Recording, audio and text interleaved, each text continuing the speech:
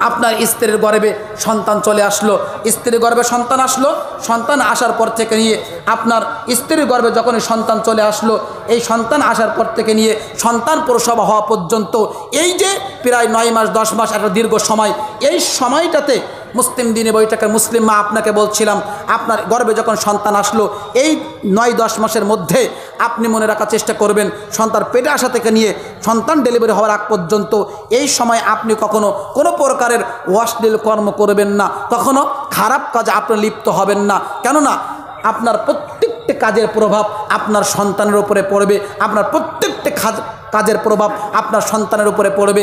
আপনি যদি আপনার সন্তানকে গর্ভে নিয়ে আপনি পেটে নিয়ে আপনি যদি বিভিন্ন ঝগড়া ফিসাদ করেন, বিভিন্নভাবে অকট্য ভাষায় কথা বলেন, গালিগালাজ করেন, বিভিন্নভাবে গান বাজনা বাদ্যযন্ত্র শ্রবণ করেন, এই খারাপ কাজের প্রভাব আপনার সন্তানের উপরে এসে পড়বে। এজন্য মনে রাখার চেষ্টা করবেন আপনার স্ত্রীর গর্ভে যখন সন্তান আসছে, মুসলিম দিনে বৈশাখ মুসলিম মা আপনার গর্ভে যখন সন্তান আসছে তখন আপনি এই সময় থেকে নিয়ে সন্তান প্রসব আগ পর্যন্ত আপনি কোনো অন্যায় অপকর্ম করবেন না।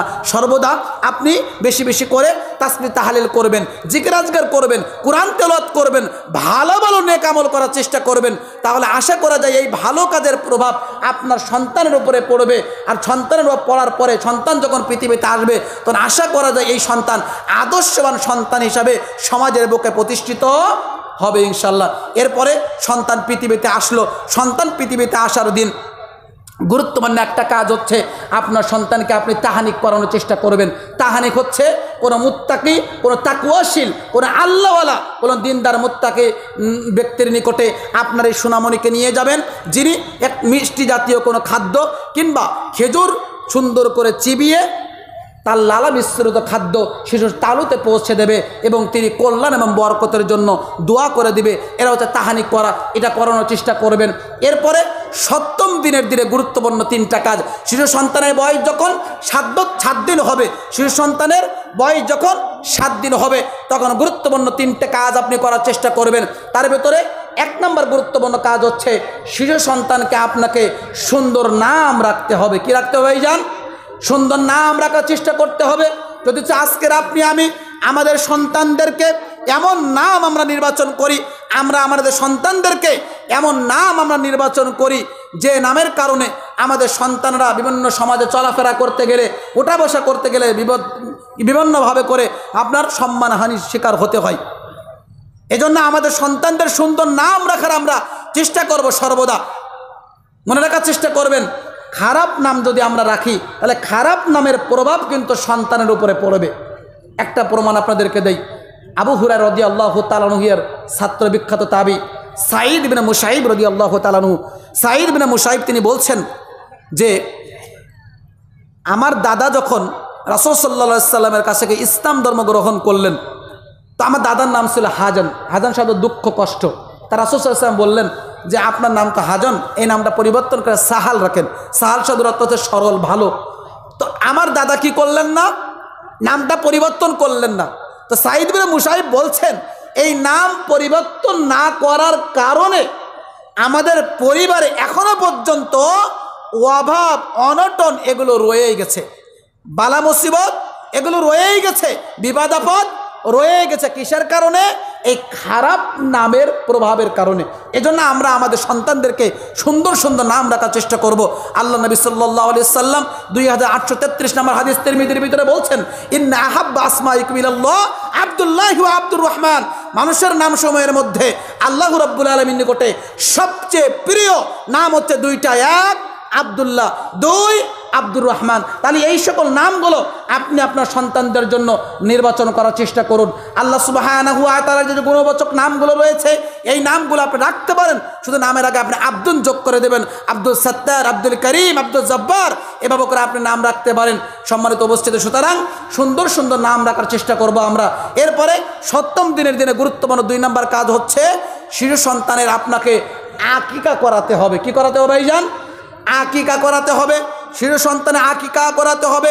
আকিকা এটা পিতামাতার জন্য একটা অন্যতম কাজ। সন্তান ভূমিষ্ঠ হওয়ার পরে থেকে নিয়ে, কারণ পিতামাতা বন্ধক থাকে, কি থাকে? বন্ধক থেকে দায়মুক্ত হতে গেলে আপনাকে 7ম দিনের দিনে কি করতে হবে? ছেলে হলে 2টা, মেয়ে হলে 1টা ছাগল আকিকা করাতে হবে। এই আকিকা 7ম দিনের দিনে করার চেষ্টা করবেন। আকিকা 7ম দিনের দিনে করার চেষ্টা করবেন। 7ম দিনে না পারলে আপনার 13 দিনে বা 14 দিনে বা 21 দিনে বা জীবনের যে কোনো সময় দেওয়া যাবে। মর্মে যে হাদিসগুলো পাওয়া যায় হাদিসগুলো দুর্বল, সুতরাং দুর্বল হাদিসের উপরে আমরা আমল না করে আমরা সহিহ হাদিসের উপরে আমল করার চেষ্টা করব। 7ম দিনের দিনে আমরা আমাদের সন্তানদেরকে যেন আকিকা করাতে পারি। আল্লাহ আমাদের তৌফিক দান করুন, আল্লাহুম্মা আমিন। সম্মানিত উপস্থিতি, এরপরে 7ম দিনের দিন আরও একটা গুরুত্বপূর্ণ কাজ হচ্ছে শিশু সন্তানের মাথার চুল কামাবেন। আপনি মাথার চুল কামিয়ে চুলের ওজন পরিমাণ আপনি রূপা সাদাকা করার চেষ্টা করবেন। আপনি শিশু সন্তান যখন জন্মগ্রহণ করলো, 7ম দিন যখন আসলো, এই মাথার চুলটা কামিয়ে চুলটা ওজন করে সেই পরিমাণ আপনি রূপা সাদাকা করে দেওয়ার চেষ্টা করুন। অনেকে বলতে চাচ্ছেন যে রূপার ওজন পরিমাণ যতটুকু আপনার রৌপ্য হয় রৌপ্যের হিসাবে অনুপাতে টাকা আপনি সাদাকা করে দিতে পারেন। তবে হাদিসে তো রৌপ্যের কথা এসেছে বা স্বর্ণের কথা পাওয়া যায় কোনো কোনো ক্ষেত্রে, তবে আপনি রৌপ্য দিতে পারেন। রৌপ্যের আপনি কি করবেন? এটা হিসাব করে যতটুকু ওজন হয়েছে সেই অনুপাতে রৌপ্য আপনি সাদাকা করে দেওয়ার চেষ্টা করবেন। এই হচ্ছে শিশু সন্তান ভূমিষ্ঠ হওয়ার পর থেকে নিয়ে গুরুত্বপূর্ণ 4 থেকে 5টি কাজ। এগুলো আমরা পিতা হিসেবে মা হিসেবে আমরা নিয়মিতভাবে করার চেষ্টা করব।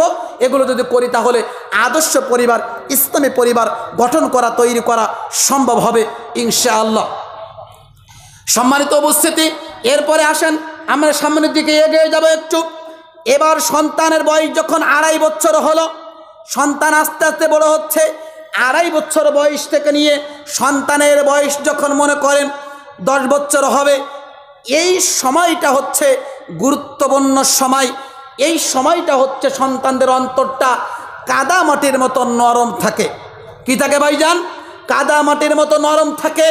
এই নরম অন্তরে, কাদা মাটির মতো নরম অন্তরে আপনি যা কিছু গেঁথে দিবেন সেই হিসাবে আপনার সন্তান আস্তে আস্তে বড় হতে থাকবে। আপনার সন্তান ওটার উপরে প্রতিষ্ঠিত হয়ে সে দিন যাপন করতে থাকবে। এখানে আপনাদেরকে গুরুত্বপূর্ণ 5টি কাজ দিব অথবা 4টি কাজ দিব সংক্ষিপ্তভাবে। আপনাদেরকে 4টি কাজ যদি করতে পারেন তাহলে আদর্শ পরিবার গঠন করা, তৈরি করা সম্ভব হবে ইনশাল্লাহ। তার ভিতরে 1 নম্বর, আপনার সন্তানকে আপনি সর্বদা মসজিদের সাথে পরিচয় করিয়ে দিবেন। 1 নম্বর কি বললাম? সন্তানদেরকে মসজিদের সাথে পরিচয় করিয়ে দিবেন। সন্তানদেরকে সালাতের নির্দেশ প্রদান করতে হবে। আল্লাহ রাব্বুল আলামিন 5 ওয়াক্ত সালাত প্রত্যেক মুসলিম নরনারীর উপরে ফরজ করে দিয়েছেন। এই 5 ওয়াক্ত সালাত আপনাকে আদায় করতে হবে। পরিবার পরিজনকেও সালাতের নির্দেশ প্রদান করতে হবে। এটা আল্লাহ সুবহানাহু ওয়া তাআলা নির্দেশ প্রদান করেছেন। সূরা তাহার 132 নম্বর আয়াত আল্লাহ বলছেন যে হে মুসলিম তোমরা শোনো, পরিবার বর্গের যারা প্রধান আছো তোমরা শোনো, তোমরা নিজেরা সালাত আদায় করো, এমনকি তোমরা তোমাদের পরিবার পরিজনকে সালাতের ব্যাপারে তোমরা নির্দেশ প্রদান করো। তাহলে নিজের সালাত আদায় করতে হবে, পরিবার পরিজনকে সালাতের জন্য নির্দেশ প্রদান করতে হবে। মনে রাখার চেষ্টা করবেন, যদি আপনি সালাতের প্রশিক্ষণ সন্তানদেরকে না দেন, সালাতের কথা না বলেন, তাহলে কিয়ামতের দিন আপনি পিতা, আপনি মাতা, আপনি অপরাধী হয়ে যাবেন, আপনি ক্ষতিগ্রস্ত অন্তর্ভুক্ত হয়ে যাবেন। মনে রাখার চেষ্টা করবেন, আপনি মনে করেন দুনিয়াবী জীবনে সালাত আদায় করছেন, ভালো ভালো নেক আমল করছেন, কিন্তু আপনার সন্তানকে আপনি কখনো সালাতের জন্য নির্দেশ প্রদান করেননি। আপনি আপনার সন্তানদেরকে কখনো সালাতের নির্দেশ প্রদান করেননি। এই সন্তানেরা বিচারে কাঠগড়াতে কিয়ামতের দিন আপনার বিরুদ্ধে চলে যাবে। সন্তানদেরকে যখন জাহান্নামে দেওয়া হবে, সন্তানরা বলবে ইয়া রব, আমার পিতামাতাকে না নিয়ে আমি জাহান্নামে যাই কি করে? ইয়া রব, আমার পিতামাতাকে না নিয়ে জাহান্নামে যাই কি করে? কারণ আমার পিতামাতা কোনোদিন আমাকে সালাতের নির্দেশ দেয়নি। আমার পিতামাতা কোনোদিন আমাকে ইসলামের বিধিবিধান অনুযায়ী চলতে বলিনি। আমার পিতার সামনে আমি কানে ইয়ারফোন ঢুকিয়ে দিয়ে গান বাজনা শ্রবণ করেছি, আমার পিতা কোনোদিন মানা করেনি।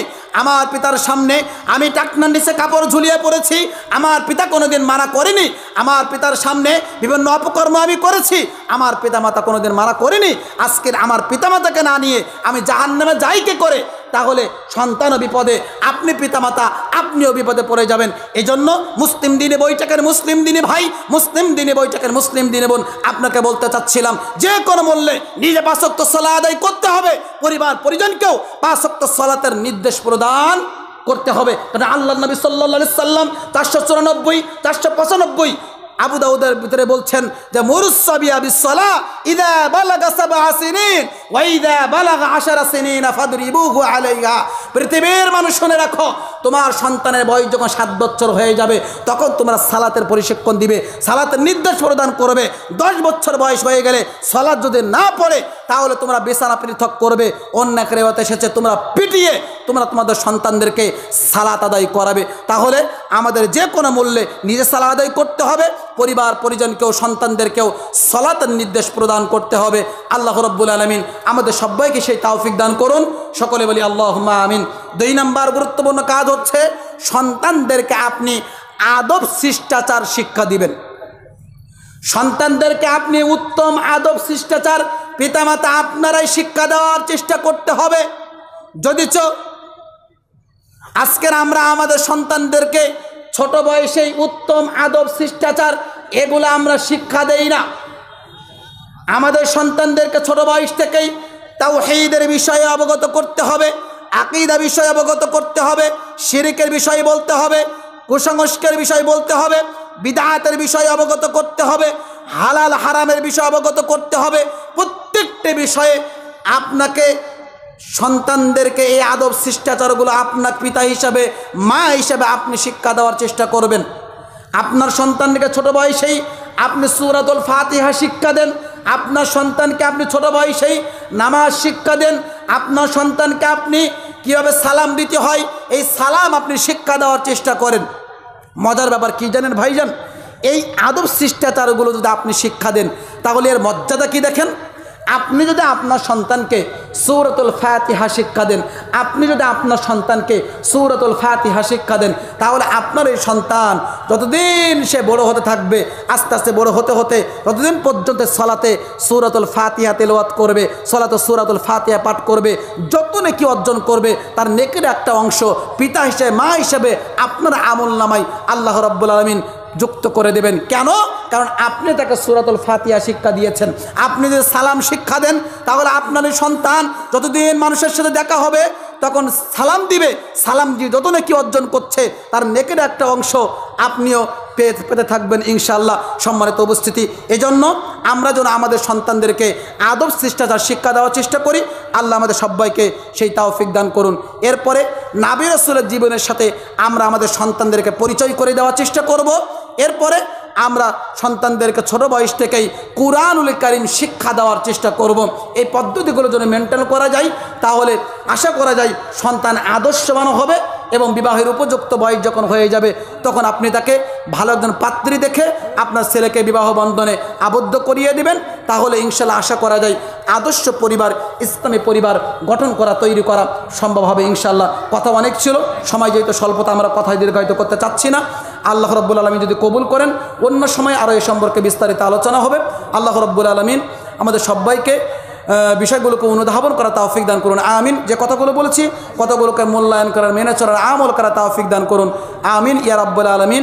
আকুলি কাউলি হাযা আস্তাগফিরুল্লাহি ওয়া লিসাইল মুসলিমিন সুবহানাকা আল্লাহুম্মা ওয়া বিহামদিক আশহাদু আল্লা ইলাহা ইল্লা আনতা আস্তাগফিরুকা ওয়া আতুবু ইলাইক। আসসালামু আলাইকুম ওয়া রাহমাতুল্লাহি ওয়া বারাকাতুহু।